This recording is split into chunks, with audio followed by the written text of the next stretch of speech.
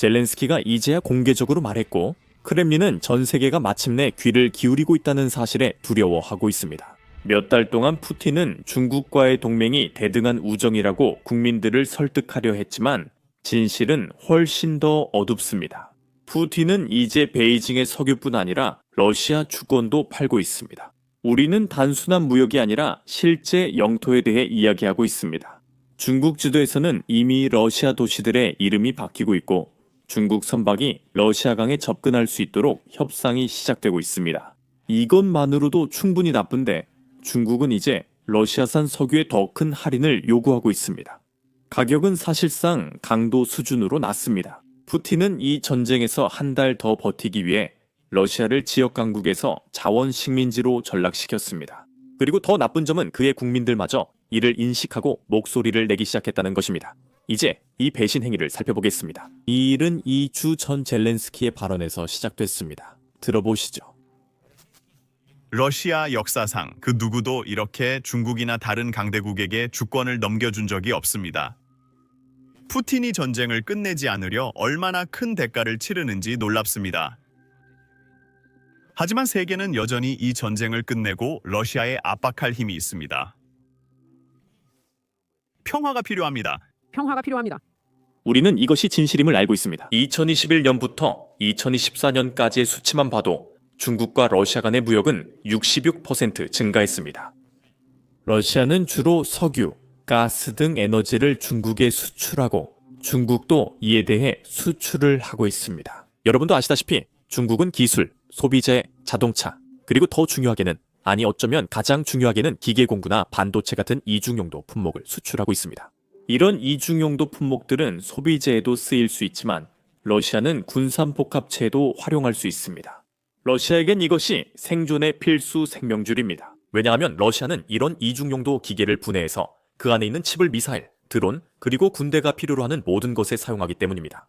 러시아는 중국 외에 달리 얻을 방법이 없어 중국에 어느 정도 의존할 수밖에 없습니다. 하지만 같은 논리가 러시아의 수출에도 적용됩니다.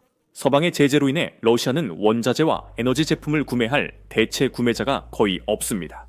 즉, 양방향으로 무역이 증가하고 있지만 실제로는 러시아가 의존하고 있다는 뜻입니다. 숫자를 좀 더 자세히 살펴봅시다. 러시아의 경우 수출의 34%가 중국으로 가고 있고 중국의 경우 실제로 러시아로 가는 수출은 겨우 4%에 불과합니다. 푸틴은 자신이 중국보다 중국을 더 필요로 한다는 것을 알고 있고 더 나쁜 것은 시진핑 역시 그 사실을 잘 알고 있다는 점입니다. 이로 인해 중국은 많은 영향력을 가지게 되었고 실제로 그 영향력을 활용하고 있습니다.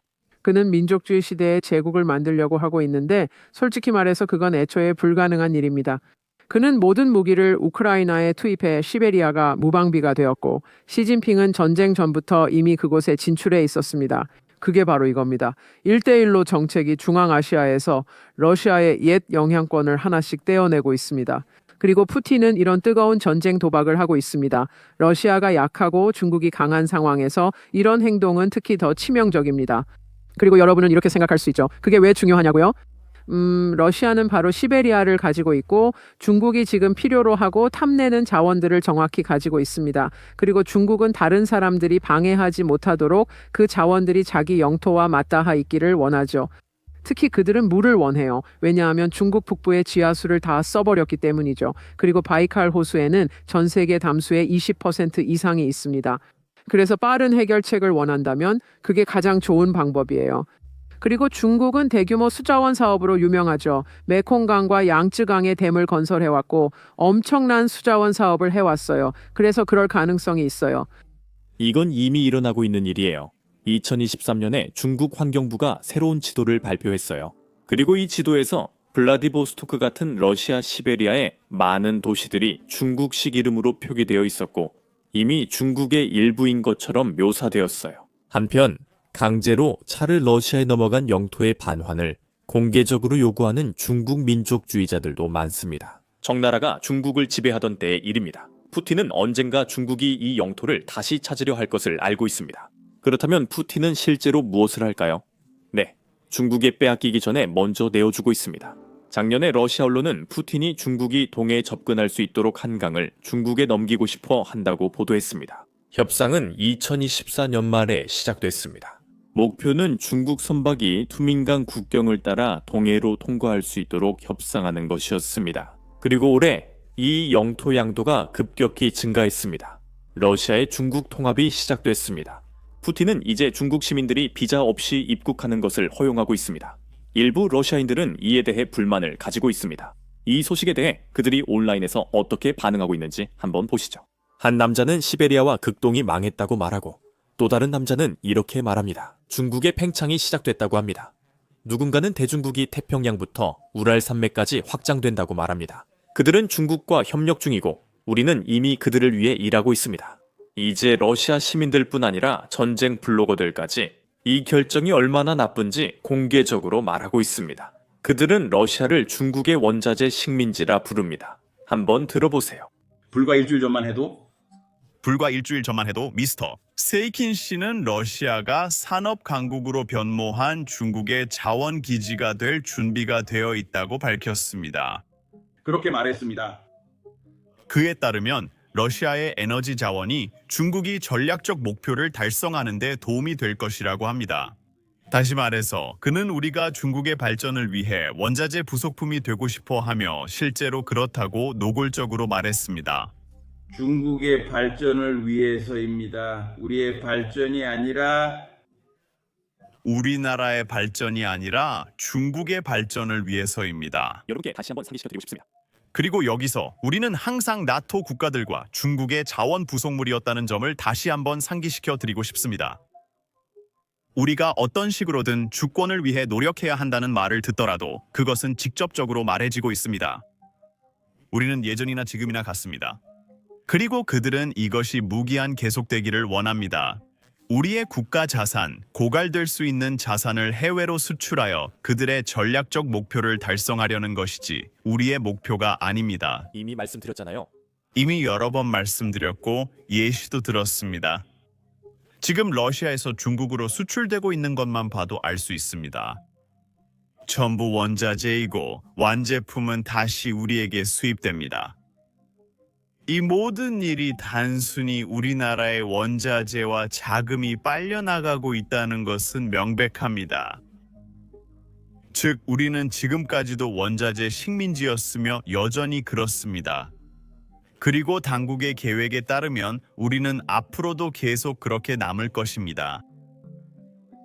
앞으로 있을 어떤 무력 충돌에서도 러시아 당국은 쇠붙이에 살을 던질 것입니다. 즉, 우리 군인들, 당신과 내가 싸우게 될 것입니다. 중국의 보고서에 따르면 한 명의 조종사가 여러 대의 로봇 분대를 조종하는 로봇들입니다. 그리고 이 하락세는 2026년에 더 빨라질 거예요. 러시아 경제가 사라지고 있어 정부는 푸틴이 시작한 전쟁을 계속 지원할 자금이 부족합니다. 방금 5일 전 12월 19일에 나온 이 보고서를 한번 보세요. 러시아 석유 세수는 1월 침공 이후 최저치로 떨어질 수 있습니다. 이유는 무엇일까요? 자, 이것을 한번 보세요. 중국은 이제 러시아에서 사들이는 석유에 대해 더 큰 할인을 원하고 있습니다. 그래서 러시아산 석유가 이제 배럴당 35달러 이하로 거래되고 있는 겁니다.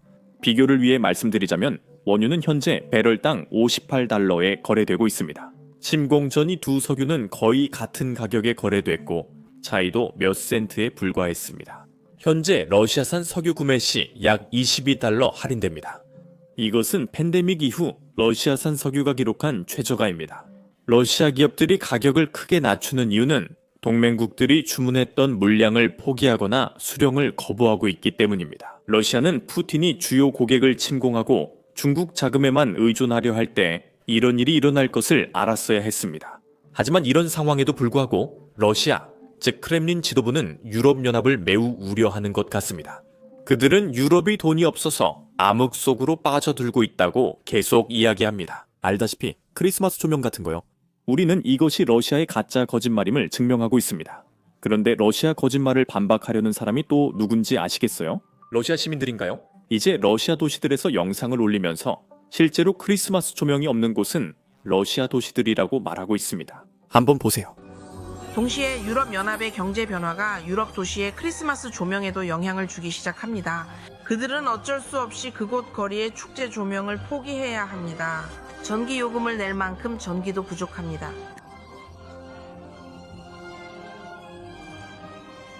이것은 유럽연합이 완전히 어둠 속으로 침입당한 것입니다. 이제 말씀드릴 내용은 여기까지입니다. 메리 크리스마스. 이번 크리스마스에는 유나이티드 24와 대규모 모금 행사를 진행 중입니다. 이번 모금 행사 기금은 러시아가 파괴한 우크라이나 학교 보호와 재건에 직접 사용됩니다. 이 캠페인 지원은 설명 링크 클릭이나 QR 코드 스캔으로 가능합니다. 이상입니다. 저는 샘입니다. 다음 영상에서 뵙겠습니다.